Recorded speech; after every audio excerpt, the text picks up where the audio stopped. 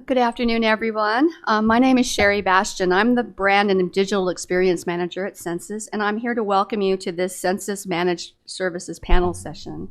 During this session, we invite you to participate in a discussion with Bruce Barrett, Ben Long, and Jack Swearhart about Sensus as a service offerings and what you would like to see now and in the future. I'm going to go ahead and just kick it to Ben Long, who will start our discussion. All right. So today we're more focused on having an interactive discussion on all the managed service offerings that Sensus has to offer. Starting in.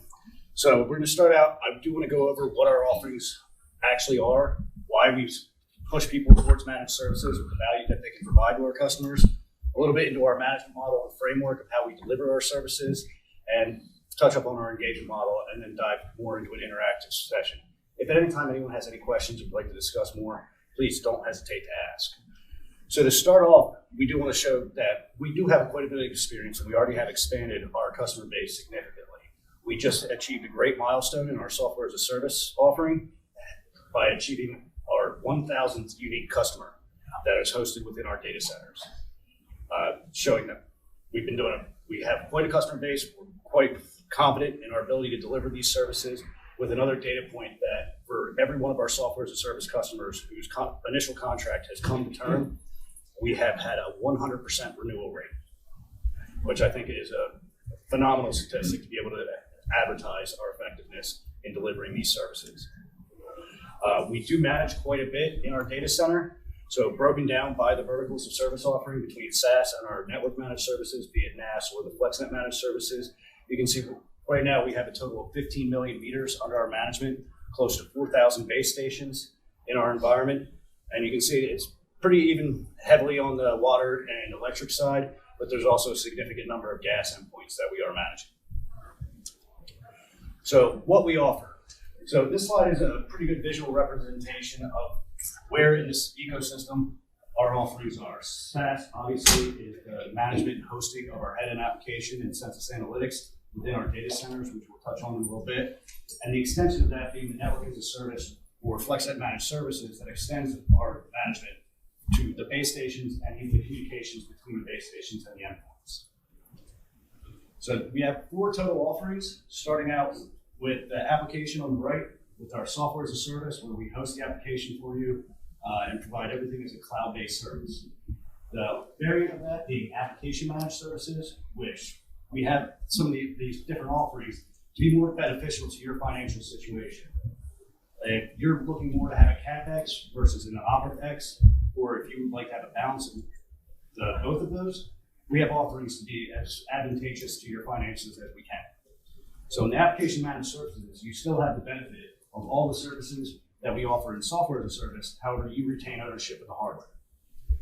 Similarly, on the network side, under our network as a service, we provide the entire network as a cloud-based service, more like a cellular type model, where we retain ownership of the base stations, we do the site leases, we acquire the vertical assets, we provide all the hardware, and you get the benefit of the network. However, if you look for more for more CapEx, you want to increase your baseline, you want to retain ownership of the base stations, we have the FlexNet managed services, which you get all of the same service catalog that comes with the NAS offering. However, you retain ownership of the base stations. So diving a little deeper into what we actually offer, here's the services accountability matrix showing you who has a responsibility and accountability for each aspect of the service. Starting with the software as a service and application managed services, we provide all the upgrades, monitoring, security, hosting everything in our data center. Whereas you move into the network services, we then also take on the maintenance, operation, and monitoring of the base stations and communications backhaul infrastructure as well. With that includes in the network services, you also get the firmware downloads, the base station firmware, as well as our security hardening of those assets. So under NAS, we do have some premium offerings that go beyond our core offering. The one is our service, reachability service, which has been proven. We have been operating reachability for Pico for quite some time, which is a systematic process of making every endpoint that you've deployed an available meter, whether it's due to localized RF resistance, you have a customer whose meter vault's 4 stories underground, happens. we're going to go through and do what needs to be done to ensure that you can have every single endpoint that you deploy communicating on your FlexNet network. The expedited RF infrastructure and communication alarm response, as opposed to waiting to notice that you have an alarm and scheduling somebody to go out, we can guarantee a much faster response time with our 24/7, 365 monitoring and have somebody on site in a very short period of time to minimize disruptions to your network. As well as the third offering being a local spare parts inventory, which as opposed to having to buy entire extra base stations, will keep a local inventory in your service territory of spare parts, so that if it's not just a base station needing a reboot, if you have a piece of that component that needs to be replaced, it's right there. You're not waiting on shipping times. The technician can take something out there with them and have to minimize your restoration times. Why managed services? And this gets more into how we create value for the customers under the annual fee. Primarily, one of the biggest ones is shown at the bottom here, is the performance guarantee. Managing your own networks, you're responsible after system acceptance to keep your performance up. In our network services, we guarantee our performance through SLAs, and you actually there's a carrot and a stick there to ensure that you're going to get the performance that we sign up to provide you. Cost predictability. The flat annual fee is the rate you're going to pay. There's no variance. You don't have to worry about base stations going down and I had to buy 3 extra this year. It's included in the fee. The future-proofing. If we're providing the network and under NAS as a network as a service, and we come out with the next-gen TGV hardware, that's on us to ensure you have the hardware that you need. There's no additional spec. And lastly, the security. When we operate your network under SAS and NAS, from end to end, your solution is entirely secure. From the communications to the meter, we will encrypt your entire meter base. The communications from the TGV back to the head end is all done locked down under OpenVPN, under MPLS or B2B VPNs. The TGVs, we go out and security harden those as well. And then coming back into the data center, which we'll get into more, we have a tier 4 data center where security is paramount. So some of the budgetary considerations, so you can see where the having a predictable OpEx model versus the CapEx and OpEx model, showing how all of those costs get deferred off of you onto us under a low monthly or annual fee that saves you from risk and allows you to be more advantageous in your financial spending to your budget. So getting into our security again. So we do have live end-to-end system monitoring, 24/7 by 365 via our NOC. I'll show you in a few slides a little more on our NOC. We have our security engineering and security ops teams that are actively engaged in our service delivery. So it's product design down to service delivery and system operation. We are constantly monitoring the system. We're running active IDS, IPS, and this includes all of your monthly security patching. When zero-day vulnerabilities comes out, a prime example was when the WannaCry came out.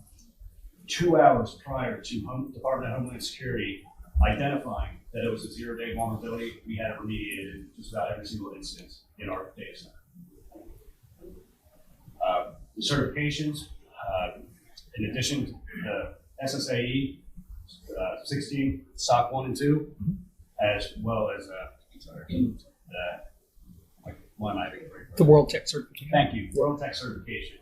We do maintain these on an ongoing basis so that you can ensure that we're monitoring the security and providing a solid security posture to your data and your system. We're standards compliant, and again, getting into the state of the art now. Tier 4 data centers, we can start getting into more. Again, SAS 70 Type 2 and SSAE 16 Type 1 certified, and Type 2 is pending. Nope, Type 2 certified. No. Type 2 certified. So we do have this data centers are tier 4. They are protected by round the clock by guards, ballistic glass protected. They're outside of the 100-year floodplain, redundant earthquake hardened facilities, backup cooler, redundant coolers, redundant HVAC, redundant power supplies, diesel generators on site at every single location, storing at a minimum of 96 hours worth of fuel with agreements for local fuel providers with expedited delivery in the event that there is an extended outage. Getting more into that, where you store your data is almost as important as how you store your data. So we have 3 data centers across North America, and if you look, they're in places where things seldom happen. Nothing happens in Boise. Yep. Yep. Yes. Not a lot going on out there. No fast guy. Raleigh tends to be quite quiet. We did just have a hurricane that went through that area. We had 0 disruption to any customer instance in that data center. And then for our Canadian friends, we do have one across the border in Toronto, and these are just in North America. We do have other data centers globally. However, this way we can provide redundant, geographically separated data centers for disaster recovery purposes as well, with replicated disaster recovery environments. So again, getting more into the security, so out to the TGBs, here's a nice security diagram of the security model as to how we lock down communications to the TGBs, to the endpoints encrypted. With our 128-bit web key on all our communications. That's a unique key to every single endpoint. And then we can secure our communications to our customers by either B2B VPN or an MPLS network, depending on your architecture. So going into the management model and framework, we do want to employ industry standard, gold standard management model. So all of our services are managed under ITIL and ISO 20000. All of our managers in the managed services organization have ITIL certifications, but here's our actual framework model that we build off of in the delivery design of our services. In the engagement model, every managed service customer will have an assigned delivery manager, so you always have a point of contact and a clearly defined escalation chain. We're never going to leave you stranded. You have 24/7/365. If you can't get a hold of your manager, we have the knock. They take it one step further so that you can always get a hold of us when things go wrong tonight. And we always want our services to be a collaborative partnership. Part of that ITIL model is a continual service improvement.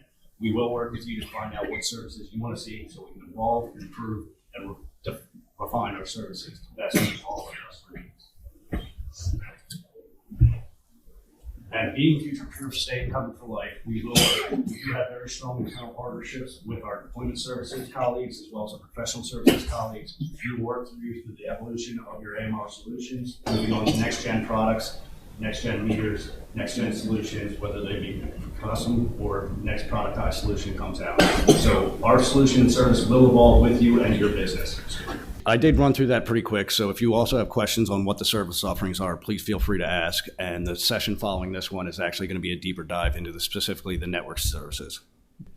Can you talk a little bit about your deployment services, professional services people, and how you segue to in production? Yeah. Handoff. Yeah, that's wonderful. You're sitting right next to a member of the deployment services team, and with the most important piece for us, because we have several of these projects underway right now that will be turned over to us within the next year to 18 months. And before the process is at an end, we're jumping in and we're getting involved to make sure that all the processes we developed from day one, they're being hand off and it's really seamless. Anne's got a really wonderful organization, right? So our focus is to make that seamless to the customer. Start introducing those new people that are going to go from build to steady run rate, and make it painless to the customer and not feel like there's this big major transition, right? So you're getting to know your people that are involved, right? You have you're calling the same people, you're working with the same people.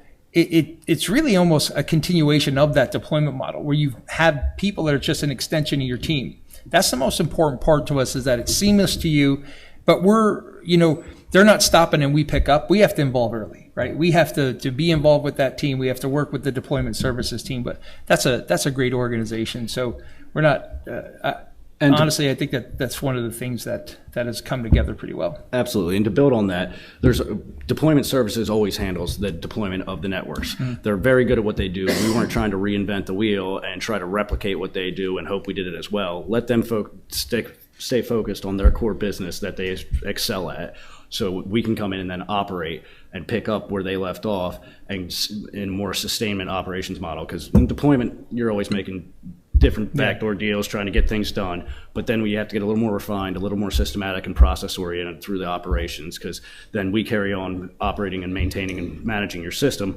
for the remainder of the contract. And the contract durations aren't short. I mean, they don't tend to be 1 year, 2 years. They're 5-year, 15, 20-year contracts. Yeah, and the SLA pieces tend to really kick in for the majority of the SLAs once the deployment's done. Now, you're going to have small pieces. I mean, it's a living, breathing thing, right?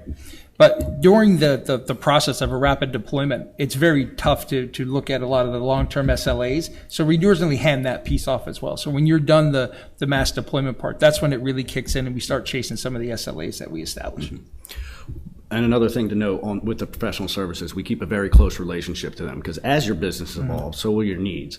You may have new integrations, new systems on your end that require, or even want custom products done. That's why we have that partnership with professional services, so that we have a team that is great at solution design, architect, and build that can do that and can deploy it into your system, so that we can work with them through that entire process, so we can figure out how to best deliver that as part of the service. The last thing I would add is that organization is also the upgrade services part. We've noticed since we've changed that process, and Renee, the organization she's part of, she runs right now, is focused on that upgrade services team. They're going to handle all of the upgrades going forward, right? So you're really going to still be they're our partner. They're going to be there through the upgrade processes as well.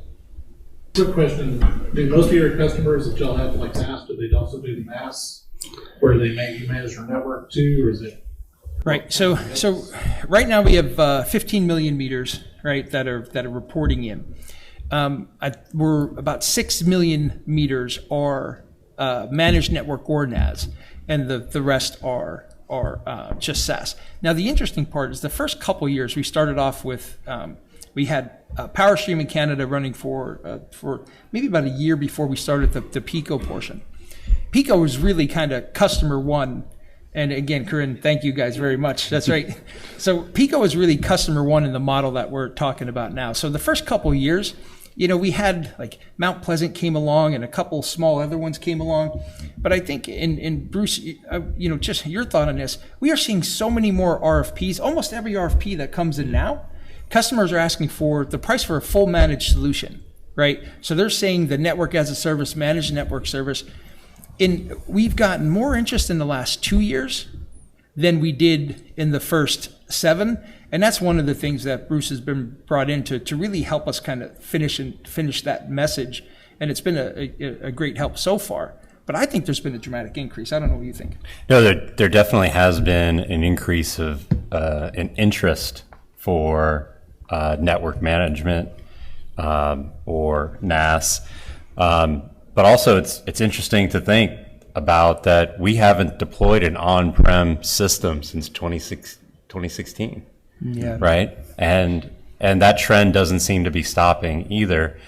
But I can remember, and if you've been with utilities for more than a decade, SaaS was a black term, right? It was not something that you wanted to do. Most utilities want it on-prem. And so we've built enough confidence in our customer base now, as well as our competitors. We'll give a shout out to them. They've also adopted software as a service. And now that those customers are seeing the operational benefits, and we have conferences where people are talking more about their savings, the interest is increasing. Not to mention, there's also a lot of buzz about cellular. Direct to the meter across all utility types. And so we can offer a very similar experience, but with a utility grade network in FlexNet, right? We can create the same scenario where all you're doing is adding a meter to the network, and we take care of everything else at a much better price when you look at it over a 10-year term. And also when you start to look at the fact that I can still keep your battery life at 20 years, right? I can still give you multiple reads per day. And a lot of the cellular solutions that are coming out, particularly with battery powered, they're going backwards on battery life. So we like to think that we can do everything that cellular can. with better coverage and under a utility grade network, so at a better cost as well. And there's more to that.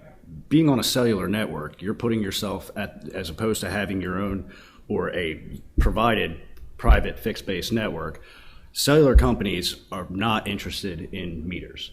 AT&T has flat out said they will not deploy additional infrastructure to read meters. When there's a disaster recovery or you enter storm mode, if a cellular tower goes down, you have no real leverage with AT&T to expedite restoration efforts. As opposed with a fixed-based solution being provided by Sensus, we're out there real quick because I have an SLA to get that network back up and fully operational. In addition, with our network design specific to your network, we're building in redundancy into that network. So when there is a type of outage like that, your risk exposure is truly minimized. Yeah. So we have 4 to 6 active deployments that are going the direction of managed because they wanted to own the assets of the base stations. And just wrapping up and finishing the contracts, when you have a one-on-one conversation, that the answer I get back the most time is price predictability and the full solution cost. They know that regardless of head-end changes, Oracle or SQL changes on the back when it increases or change in base station, what we're seeing the entire time is they know how much they're spending for the entire deployment. They know how much savings they expect to get, and they know how much per meter they're willing to spend to get those, right? So you have price predictability from an infrastructure perspective, from a third-party perspective, and then you have a guarantee with the SLAs that are tied to the matter. So again, a tremendous increase in nearly all the RFPs are coming through and asking the question, but it's the adoption rate over the last 2 years has been, exponentially higher than the first 7 or 9. You said Suez would have multiple headends. I'm just curious why. Really based on a couple things. One, location, right? And so when we're looking and we're talking about they have multiple locations, we're not talking about Rahway and the town right next to Rahway. We're talking about Rahway and Boise, Idaho, right? So when it comes to that piece, and you talk about the size of the deployment, at some point you leverage, and from our side of the table, it's not about cost savings, it's really about what's best for the customer. Rahway might decide that they're doing something with their MDM and change. It's not one common MDM, right? So if you're going to feed down to a meter data management piece, you can't define to Rahway what Boise's going to do, and it might not be the same thing as what the city of Eagle wants to do, right? So all those different pieces, because they're separate, it is really best to give them their own dedicated head end. Could we save some costs if we tried to do it another way? Yeah, but utility operations, it just doesn't work that way. What do you think? There's also a system limitation with time zone as well. Yeah. And so there's like a small piece to it, but Yep. also in many cases managed by completely different teams. Yes. And the distance and things like that. But you are to make sense. You are giving the utility access to the head-end software.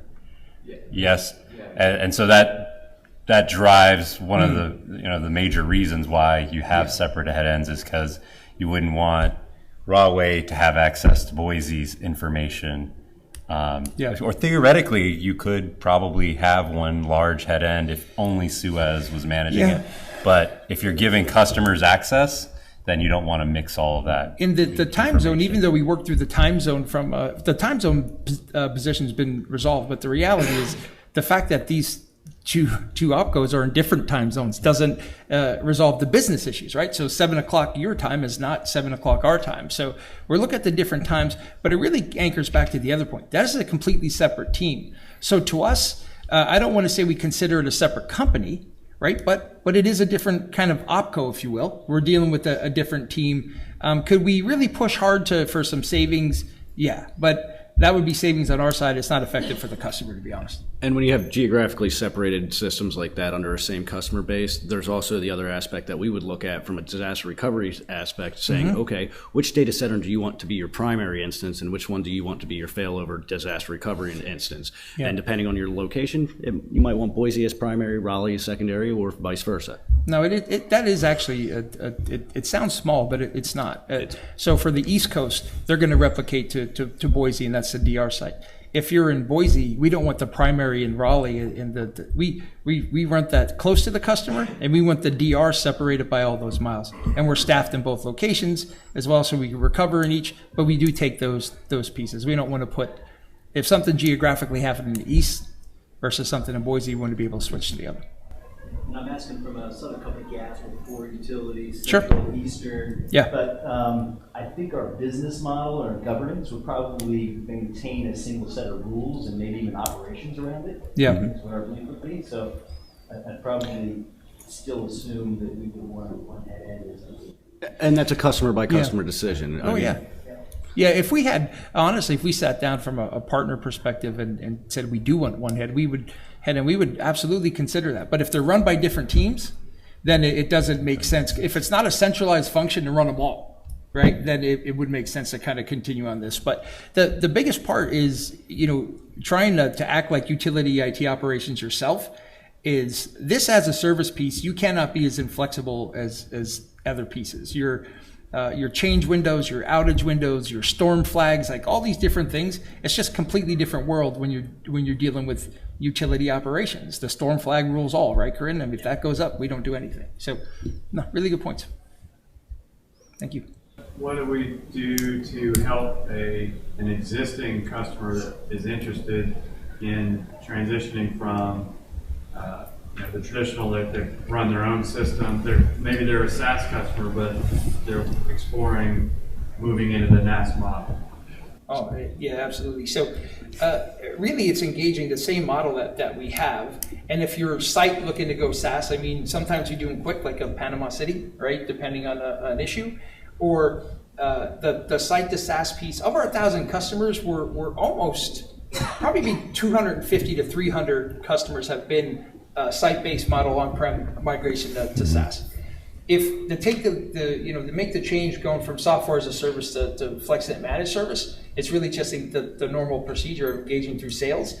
And then normally Ben and myself will come out and have a discussion directly with you and the customer. Yeah, because then it gets in, you already have a deployed network, so we have to look at the backhaul component, the security procedures, getting the network up to our security protocol standards of hardening and then solution management, and then it's more just doing a transition. The self-managed network to FMS model is quite easy. The self-managed, if you wanted to turn around and say, I don't want to own the base stations anymore and go to NAS, that would require a significant amount of discussion then, because we're talking transfer of real property. And it might be, if you're doing, say you're doing a 2.x to 4.x, it might be a refresh at the same time at the base station. So, but the path's the same. The whole piece is engage through us, have the conversation, and just have a sit down with the customer. The 1,000 customer, we were pretty stoked about that, right? Like we're probably about 12 to 18 months from ahead of where I thought we'd be to get that. When we said 4 years ago that we're going to be at that 1,000 number, there was a lot of people internally in our own company that laughed at us. And this is all really exciting. I'm incredibly excited about that. But that zero, right? That zero customer loss. I'm not a sales guy, so that zero means just as much, if not more, to me than the next 500. So we appreciate all the stuff you've done. The customers, like they're not here, but see like the first 10 or 20 customers that we had, and I'm walking around the conference and thinking about how much we've learned about the utility operations model.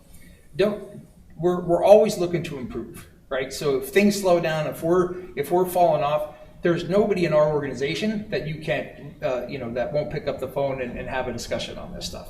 All this, it's really maintaining this space, maintaining this relationship through the life cycle of whatever asset you're controlling, and hopefully to refresh to that. So we appreciate all the business, and thank you guys for all you do.